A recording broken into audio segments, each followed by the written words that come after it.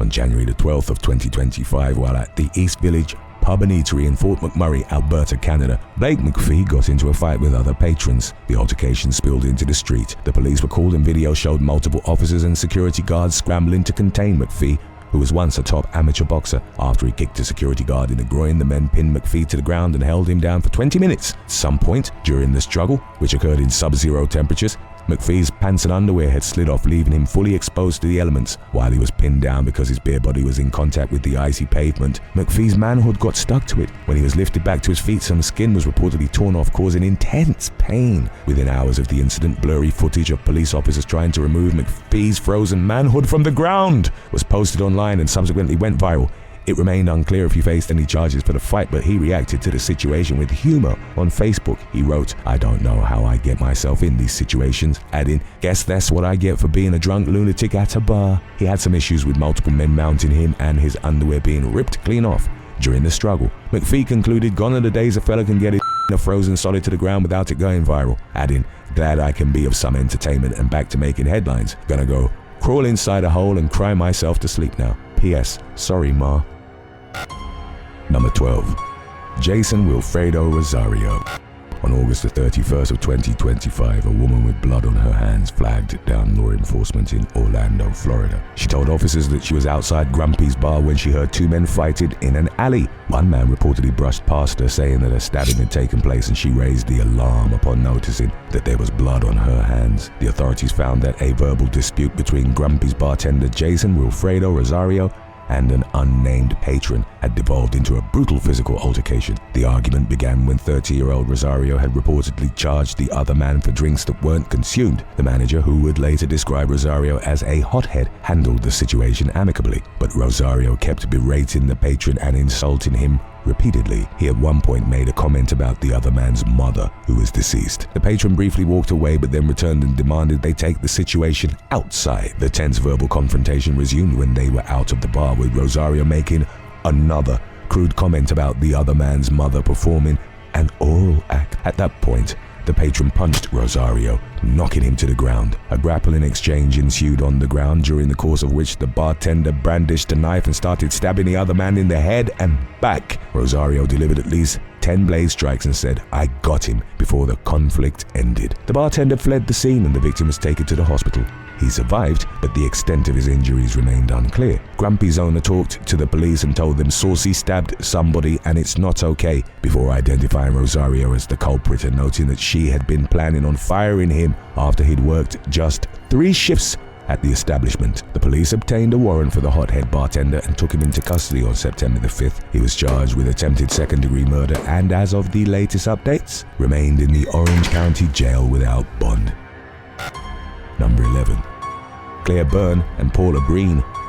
CCTV from The Clock Pub in Liverpool, England, captured a vicious fight between two women at around 10 p.m. on January the 10th of 2020. The conflict between 35-year-old Claire Byrne and Paula Breen, aged 40, had begun as a dispute over a bar stool. The latter was sitting at a table with friends when Byrne took a stool from the table, then sat down at a different table with her own group. Breen appeared to shout something and walked over to Byrne, who immediately picked up a wine bottle and started striking her in the head with it. Breen fell to the floor and was stood up by other patrons, at which point she grabbed a glass and launched it at the other woman, striking her in the center of the forehead and causing a deep cut. Breen was persuaded to leave the pub, but the conflict didn't end. Byrne went outside after her, picked up a glass that was lying on the pavement and thrust it in her face. The glass smashed on impact, cutting the woman in the lower half of her face. Breen then staggered back into the pub, where she slipped and fell to the floor. Byrne then charged her with another wine bottle and struck her while she was down. At various points throughout the brawl, patrons had intervened to separate the women, but they were determined to inflict as much damage as possible on one another. The women, both of whom were mothers, suffered facial wounds in the melee. Breen was left with a wound to the side of her chin, bumps to the head, and cuts to her arms. As seen in photos taken in the aftermath, Byrne had a 2 to 3 inch laceration on her forehead. Both women admitted their role in the conflict during subsequent police interviews, and they each pleaded guilty to affray. Judge Gary Woodhall weighed the facts of the case and concluded that the act of glasses and bottles being used as weapons was incredibly serious, and as such, both Breen and Byrne deserved custodial sentences. Woodhall told the women, "The CCTV footage speaks for itself. Anybody watching that CCTV footage would be horrified by the violence you're both engaged in." Byrne had had a previous conviction for threatening behavior in 2006, and a caution for common assault in January of 2012. Judge Woodhall concluded that during the most recent incident, Byrne had initiated the violence in a sustained and unprovoked assault, noting that her degree of violence was greater than Breen's. The latter had no prior convictions, but Woodhall would point to her act of throwing a glass into a crowd as the most serious violence to have occurred on the night, given that someone could have easily been blinded by a shard of glass. Breen was jailed for 10 months and Byrne for 12. The former burst into tears when the sentence was handed, at which point Byrne, who remained emotionless, took her arm and consoled her, saying, "You all right, girl?" Number 10. Summer Caroline Yoder. On May the 19th of 2024, Florida deputies responded to a call from bartenders at the Dallas Inn on US 301 in Summerfield. Staff said that 47-year-old Summer Caroline Yoder was causing a disturbance with other customers, prompting them to asked for her removal. The official report described Yoder as highly intoxicated, judging by her slurred speech, poor balance, and bloodshot eyes. She was asked over a dozen times to leave and told repeatedly she'd be arrested for trespassing if she refused. Yoder initially agreed to give her license to law enforcement, but then handed over a credit card instead. Moments later, as deputies tried to escort her out, she re-entered the bar and became combative when she was asked to exit. When deputies attempted to place her in handcuffs, Yoder pulled away, twisted, and resisted. One deputy pushed her toward a wall, and with help, they managed to cuff her right arm. Yoder, a martial arts enthusiast and former fitness trainer, continued thrashing, knocking off a deputy's body cam in the process. She then kicked a deputy's shin with the bottom of her shoe. She was eventually wrangled into a cruiser, but the disturbances didn't end. On the ride to jail, Yoder slipped her handcuffs to the front, yelled profanities, and kicked the plexiglass behind the seat. The repeated impacts caused the plexiglass to strike the deputy's headrest and his head. During booking, she further resisted commands. While her photo was being taken, Yoder broke free from 4 correctional officers and struck an officer in the face with an open hand. Because of that last outburst, she was fitted with both hand and ankle shackles and held in secure confinement. Yoder's charges included 2 counts of battery on a law enforcement officer and disorderly intoxication. The woman was a member by marriage of the Yoder family, one of the most prominent and influential families in Sumter County, operating the T&D conglomerate of companies that included concrete, pools, and stucco. In September, Yoder pleaded no contest in Marion County Court to charges of battery on a law enforcement officer, trespassing, and resisting arrest. She was given 2 years probation and 200 hours of community service, along with being barred from consuming alcohol and ordered to seek a substance evaluation. Number 9. Brawl in Tring. A quiet game of pool erupted into an all-out brawl at the Bell pub in the small market town of Tring in Hertfordshire, England, in October of 2018. As seen on CCTV, the incident began with what appeared to be a tense conversation between 2 heavy-set men. One of them, clad in a white sweater, threw a punch, and a companion followed suit, sparking a massive melee. The man who'd thrown the first punch was dragged by his shirt to the floor. The man who'd bested him quickly found himself on the losing end of a grappling exchange as he too was brought down in the moments that followed. 4 other men on the side of the pool table then traded punches. In the chaos, one of them had his head slammed on the pool table, but he remained upright and continued to swing blindly at his opponent. Chairs were then used as weapons, leading to multiple combatants ending up on the floor, including a man in a teal hoodie who was relentlessly punched and kicked. One of the chair wielders seemed to gear up to take a swing, but was talked down by a blonde woman who involved herself in the fight with the apparent intention of calming everyone down. By that point, 3 separate fights were taking place around the pool table. The blonde woman's effort was short-lived as 3 members of the rival group punched her in the head repeatedly. They then grabbed her by the hair and forcefully yanked her to the floor, where she was further attacked, prompting a middle-aged female companion to intervene. Before the situation eventually died down, up to 20 people have been involved in the skirmish, which media outlets compared to a Wild West brawl and a scene from a John Wayne movie. The incident occurred on October the 28th, and according to Hertfordshire authorities, no complaints were immediately lodged. Number 8. Annabelle Bass. Florida woman Annabelle Bass became a handful for officers from the Okaloosa County Sheriff's Department after she was thrown out of a bar in Destin during spring break 2024. She'd reportedly been booted from the establishment in the early hours of March the 15th, following a fight with her ex-boyfriend. Law enforcement and bar security repeatedly asked the 22-year-old to clear the area, but she was adamant about returning to the bar, insisting, "I grew up here. I know everybody here." She refused to comply, even after a female officer informed her that she would be arrested for trespassing and sternly told her, "Either leave now or go to jail." A male officer took Bass to the side and calmly pleaded with her to leave, but Bass stubbornly replied, "I don't want to go home. All my friends are here." Before calling a female officer Bass began recording on her cell phone and demanded to know the deputy's badge numbers, smugly declaring, "Every officer has a badge number." The young woman appeared shocked when the female deputy told her that it wasn't true, pointing to her deputy badge which had no number. In the minutes that followed, Bass continued to repeatedly question the reasons for her removal, even after being told that the bar owners didn't want her there and that they didn't have to give a motive because it was private property. The body cam recorded back and forth continued, and the manager got involved, explaining to Bass that the earlier dispute with her ex was the reason why she wasn't allowed back inside. He additionally told her that she was wasting the officer's time, to which Bass replied that they didn't care because they had been rude to her. That statement was demonstrably untrue, as they had been exceedingly patient with her temper tantrum. The female officer then directly asked the manager if he wanted Bass to be taken away, to which the man replied, "I do." Bass remained belligerent when the two officers moved to handcuff her and continued to loudly question them. As she was taken to the ground. While she was searched against a police SUV, Bass violently thrashed around and repeatedly asked for the deputy's badge numbers. She was eventually placed inside the vehicle but continued to cry and contest her arrest all the way to jail. Bass was charged with failing to leave after request and resisting arrest. She eventually pleaded no contest to the first charge and was banned from the bar for a year, while the second charge was dismissed. Number 7. Tron McEntee, Cleveland McEntee, and Leon Woods.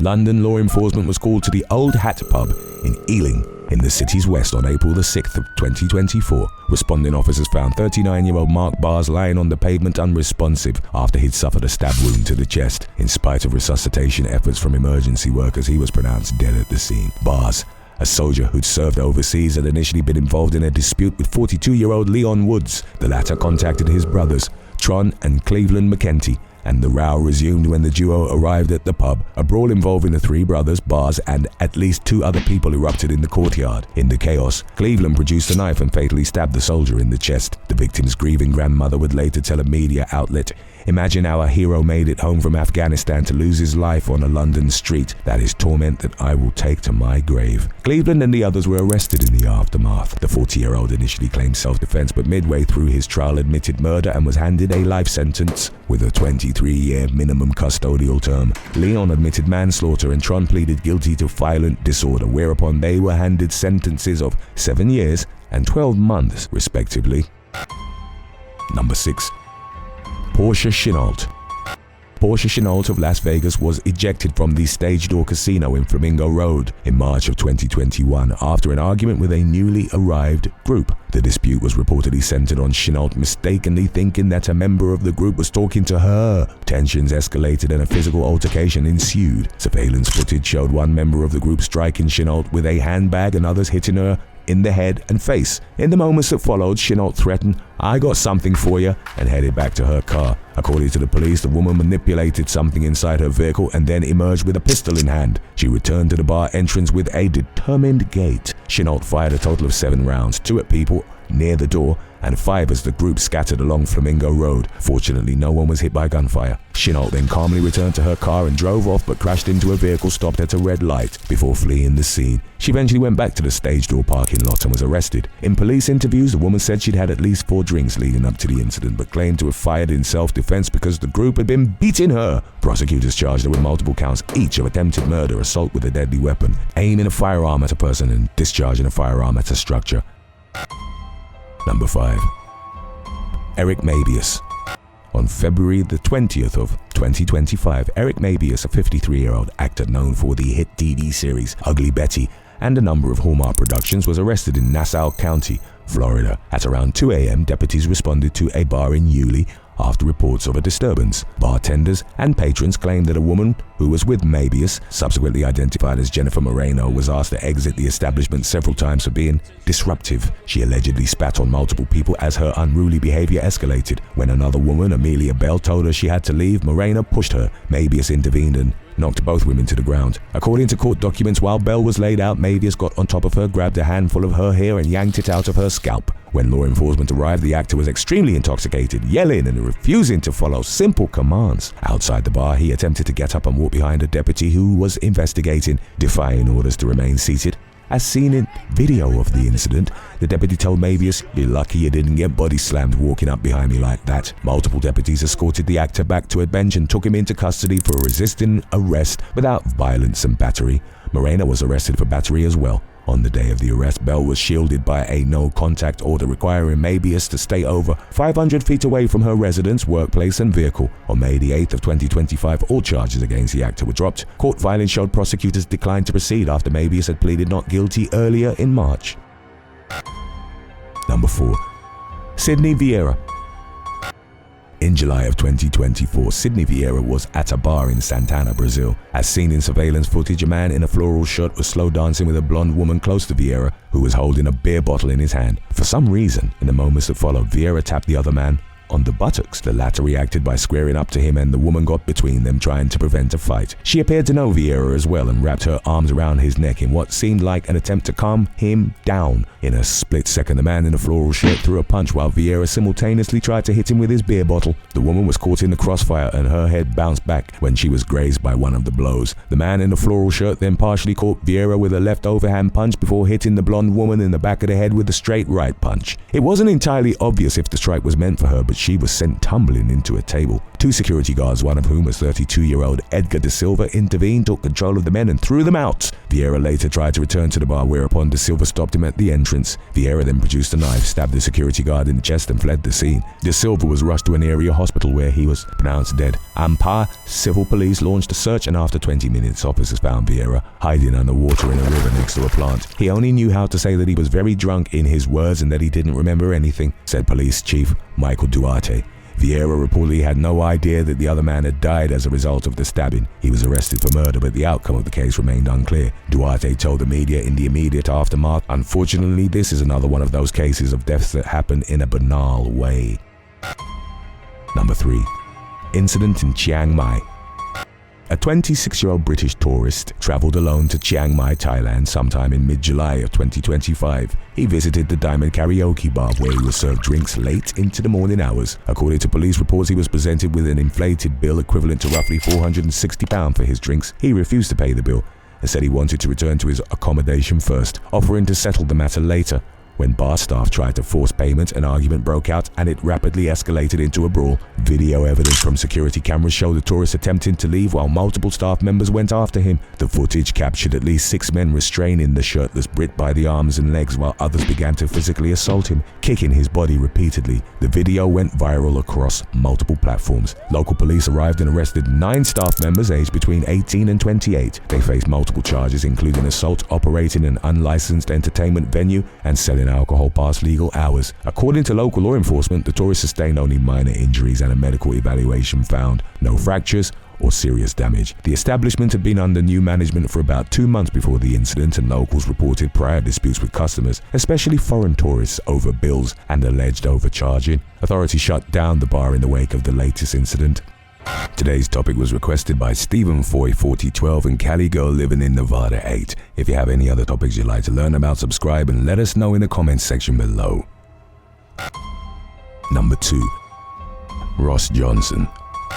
A fight involving multiple men broke out at the Coyote Ugly Bar in Panama City Beach, Florida on April the 10th of 2023. 2 men featured prominently in the brawl which spilled into the parking lot. One of them was 23-year-old Ross Johnson, an amateur MMA fighter with 3 years of advanced fighter training and a record of 3 wins and 2 losses. The other was Davon Larry, aged 31, an airman stationed at Tyndall Air Force Base. Johnson reportedly ran into the melee to help his friend, whose identity wasn't disclosed. Johnson delivered a single powerful punch to the back of Larry's head, which knocked the airman out cold. The blow was captured by surveillance cameras. Johnson was then briefly engaged in another fight before he fled the scene using a ride-share service. Security staff eventually broke up the skirmish, at which point they found Larry unresponsive on the ground. Paramedics failed to revive him outside the bar, and he was subsequently pronounced dead at a local hospital. His death was attributed to Johnson's punch, and the autopsy revealed that he'd suffered a skull fracture and a softball-sized bruise to the back of his head. Within 2 days, Johnson was taken into custody, and he gave multiple versions of events to investigators. In one of his statements, the MMA fighter claimed that he only pushed Larry, which was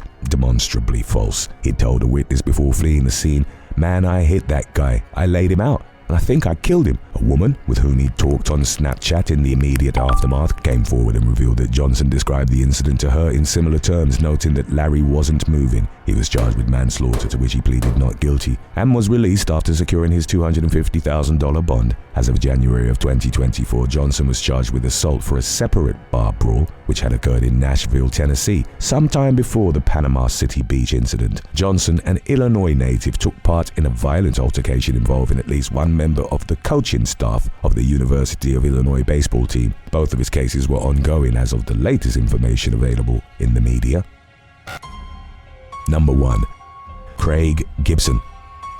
On August 28th of 2023, Corporal Craig Gibson and Brett Sheffield, two men who were strangers to each other, were both at the locals-only bar in Toronto, Canada. Gibson was a soldier who had served in Iraq, Kosovo, Ukraine, and Afghanistan with 4 Scots, known as the Highlanders, while 38-year-old Sheffield was on a business trip with colleagues. The latter had founded a company called Next Gen Drainage. The two men had a verbal exchange at the bar, and it was good-natured at first, but then a disagreement occurred. It resulted in Gibson, who was clad in a kilt and a Toronto Blue Jays shirt, striking Gibson 3 times with his elbow in the head and neck. The assault was captured on CCTV, and the blows had devastating consequences. Sheffield died in a hospital 2 days later from a ruptured artery at the base of his brain. Gibson, who was at the time in his late 20s, was charged with second-degree murder and subsequently dishonorably discharged from the military. Further investigation revealed that the dispute between the two men erupted when Sheffield held some cocaine up to Gibson's nose and ignored the latter when he tried to talk to him. The seasoned soldier had drunk several shots of whiskey with other servicemen at the time. He delivered the brutal elbow strikes and continued hitting Sheffield until others intervened and pulled him off. The murder charge was downgraded to manslaughter, which Gibson denied and went to trial. He maintained that he'd acted in self-defense because he believed Sheffield was armed. Gibson told the court, "I had seen his hand backing up. At the time, I was certain he had a knife." The claim was rejected by the jury, and he was ultimately found guilty. In June of 2025, he was jailed for more than 4 years. Ontario Superior Court Justice Catherine Corrick described Gibson as a strong and powerful man, noting that he'd attacked Sheffield without warning, giving the victim no chance to defend himself. Corrick concluded that the incident was not a bar fight, but instead a vicious assault with tragic consequences. Gibson, who had no prior convictions, addressed the victim's family in court, saying, "I'm deeply sorry, Mr. Sheffield did not deserve to die. It's something I have to live with for the rest of my life." Thanks for watching. Would you rather never get a hangover again or stop gaining weight from eating junk food? Let us know in the comments section below.